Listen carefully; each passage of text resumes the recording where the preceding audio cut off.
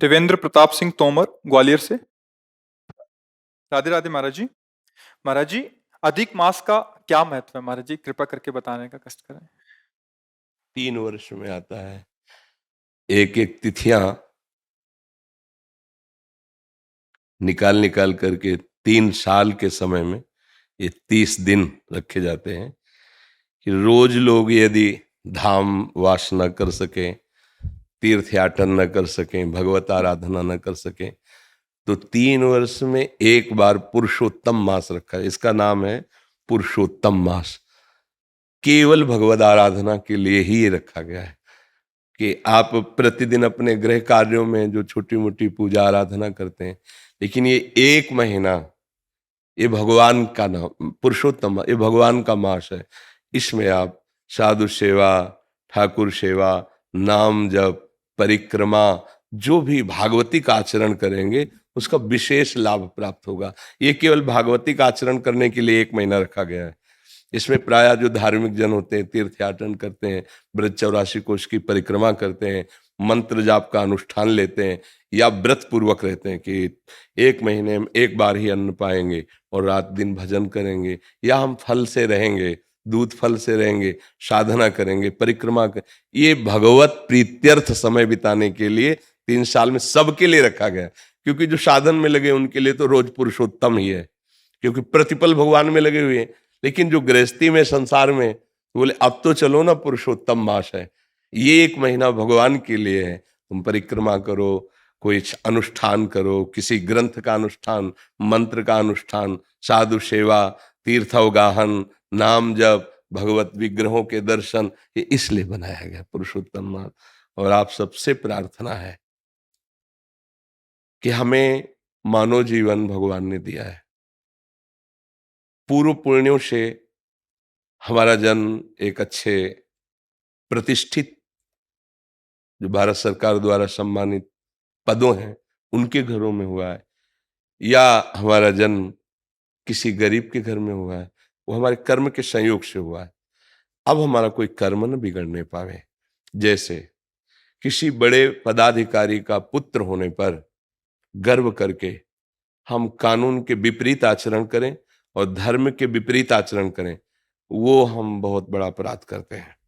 माना कि प्रगट में आपको शासन छूट दे सकता है, मतलब क्योंकि आप पद में हैं, लेकिन हमारा भागवतिक शासन ये बर्दाश्त नहीं करेगा कि आपको बहुत बड़ा अवसर मिला है, आप अपने पिता के वैभव और प्रतिष्ठा के साथ जुड़ करके आप हमारे देश की उन्नति का कारण बने।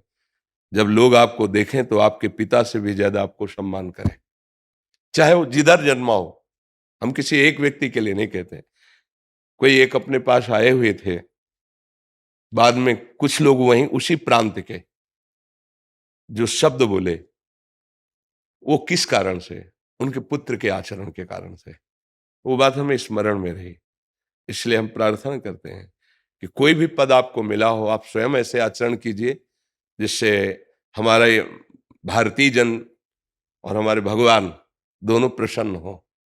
कहीं कोई ऐसा पदाभिमान का दुरुपयोग न हो, कहीं कोई ऐसे पावर का दुरुपयोग न हो जिससे कोई असहाय गरीब आपको शाप दे दे। जैसे अंदर से हुआ कि ठीक है, आप बहुत बड़े हो, आपके पास पावर है, लेकिन भोगोगे तुम जैसा कर रहे हो। तो वो तपस्वी नहीं, वो मंत्रवेत्ता नहीं है, उसे गरीब के आय कहते हैं। वो मंत्र से भी ज्यादा जोर लगेगी जाके। इसलिए इस बात से डरा जाए कि कहीं असहाय दीन गरीब को हमारे द्वारा ऐसा कोई दुख न पहुंचे, और कहीं मैं अपने पूर्वजों द्वारा कमाई हुई यश कीर्ति को अपने आचरणों द्वारा कलंकित न कर दें। हम अपने देश की सेवा में आवें, हमारा पवित्र आचरण हो, क्योंकि मनुष्य जीवन बहुत दुर्लभ जीवन है। इसलिए भगवान की कृपा हुई है, हमें आपको संभाषण करने का अवसर दिया है, तो आप महान बने। आप ऐसे बने कि जिस गली से निकलें तो श्रद्धा से और भाव से लोग आपको आशीर्वाद दें कि क्या यार, क्या व्यक्तित्व है, क्या समाज सेवा है, क्या समर्पण है। अब अगर धन का दुरुपयोग करके मदिरा पीना, उद्दंडता करना, कितने दिन करोगे? जीवन तो जाना ही है ना। लोग देख के जैसे उनको उनके लिए बोले, तो हम बिल्कुल स्तब्ध रह गए थे उनके जाने के बाद। जो बोले कि इनका जो लड़का है ना, वो शब्द जो बोले, तो नहीं, हम कहा हमारे लिए इसके कोई महत्व नहीं, हमारे सामने तो जो आता है मेरा प्रभु आता है, मैं तो उसी भाव से बात करता हूँ। तब मुझे लगा कि मुझे इस बात पे भी अपने जो नई पीढ़ी के भाईजन हैं उनको संबोधन करना चाहिए कि आप जहाँ हो, आप अपने पिता की प्रतिष्ठा का सदुपयोग करें, जो उनका पद है उसका सदुपयोग करें, और लोग आपको उनसे ज्यादा माने, तभी तो साधु समागम या मनुष्य जीवन की सफलता मानी जाएगी। कोई भी व्यसन अपने जीवन में डाल लेना अपनी उन्नति का नाश करना है। आपको लगता जरूर है कि नहीं सब चलता है, नहीं नहीं, मेरी बात मान लो, आप व्यसन रहित बनिए, इंद्रियों को थोड़ा संयम में रखिए, गृहस्थ धर्म में हो तो मर्यादा से, फिर आप देखो दिव्यता आ जाएगी। आपका जीवन ऐसे पशु पक्षियों जैसा जीवन थोड़ी है कि जो भोग मिला उसे भोग लिया, जो मिला जैसे मिला जी लिया, नहीं।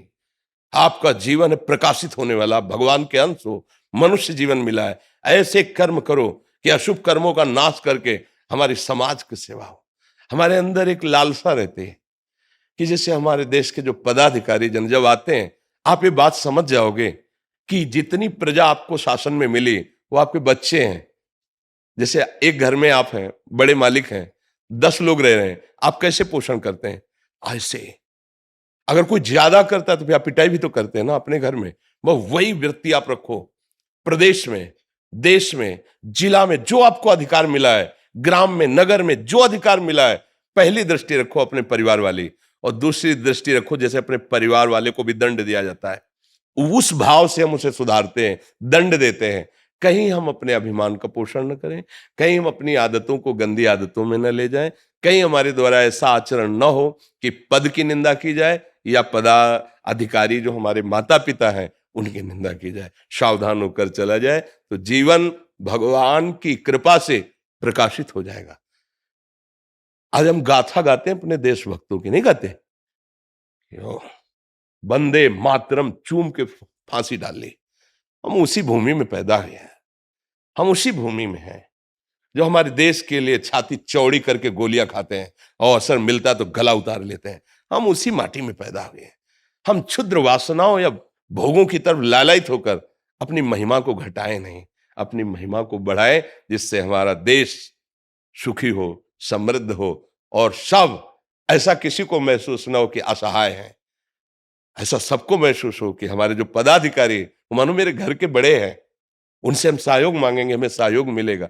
मुझे लगता है ऐसी अगर भावना हो जाए तो हमारा सारा देश सुखी हो जाए, पूरा विश्व सुखी हो सकता है। एक एक सुधरना शुरू करे। पर हम लोग ऐसा करते ना कि दूसरे को उपदेश देते, तू सुधर जा। हम अपने से सुधार करें तो सब सुधर जाएंगे धीरे धीरे।